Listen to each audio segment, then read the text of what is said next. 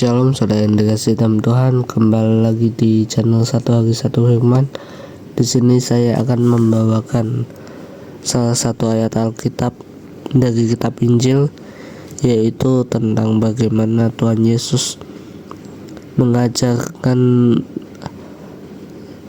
damai sejahtera di dalam Dia. Kita bisa baca di dalam Yohanes pasal 16 ayat yang ke-33. Yohanes pasal 16 ayat yang ke-33. Demikianlah firman Tuhan, semuanya itu kukatakan padamu, supaya kamu beroleh damai sejahtera dalam aku. Dalam dunia kamu menderita penganiayaan, tapi kuatkanlah hatimu, aku telah mengalahkan dunia. Amin. Saudara yang dikasihi dalam Tuhan, sebelumnya kita perlu mengetahui bahwa dunia itu milik iblis, saudara. Artinya wajar kalau kita sebagai orang percaya, sebagai pengikut Tuhan Yesus, kita mengalami penganiayaan, mengalami penderitaan, mengalami berbagai masalah yang terkadang lebih besar masalah kita daripada masalah kawan kita. Dan mungkin kita mengalami berbagai pencobaan yang datang dari dunia ini.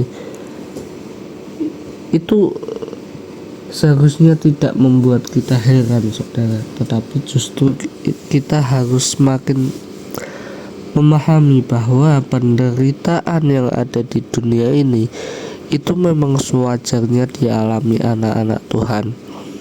Karena apa, saudara? Kita tempatnya bukan di dunia, saudara. Ingat, Injil berkata kita bukan berasal dari dunia. Kalau dunia sudah menolak Tuhan Yesus, apalagi dunia menolak kita. Dunia menolak raja di atas segala raja, apalagi dunia lebih menolak kita yang hanya manusia biasa.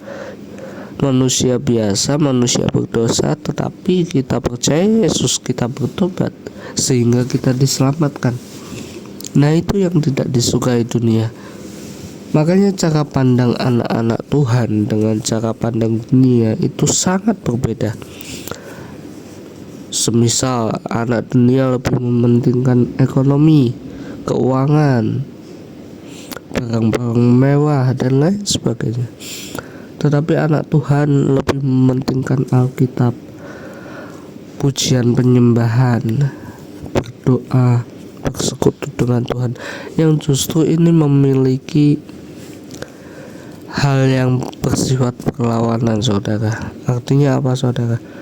Kalau semisal kita mengaku diri kita sebagai anak Tuhan, hamba-hamba Tuhan, tetapi kita masih memiliki pola pemikiran seperti dunia, maka saudara, kita harus bertobat. Artinya apa, saudara? Di dalam surat Paulus dikatakan, jangan menjadi serupa dengan dunia, tetapi berubahlah oleh pembaharuan budimu. Kalau tidak salah ada di kitab Roma, saudara. Artinya apa, saudara? Berubah cara pikir kita, cara kita memandang sesuatu itu harus sesuai dengan firman Tuhan. Apa yang terjadi pada saat sekarang, entah kita mengalami masalah, pencobaan dan lain sebagainya, entah kita mengalami pergumulan, ingat, saudara, semua itu harus dipikirkan di atas dasar firman Tuhan. Firman Tuhan berkata apa untuk masalah ini? Firman Tuhan berkata apa untuk pergumulan